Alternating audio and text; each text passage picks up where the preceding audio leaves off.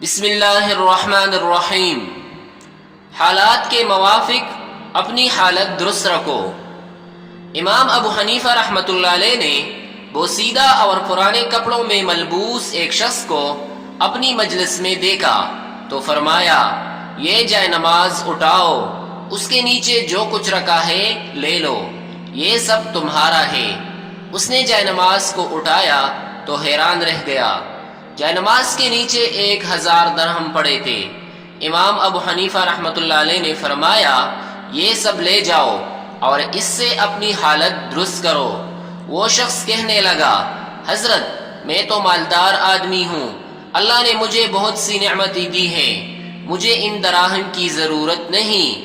اس کی بات سن کر امام ابو حنیفہ رحمۃ اللہ علیہ فرمانے لگے، کیا تم نے وہ حدیث نہیں سنی کہ اللہ تعالیٰ اس بات کو پسند فرماتا ہے کہ اس کے بندوں پر اللہ کی نعمتوں کے آثار ایک دوسرے کو نظر آئے۔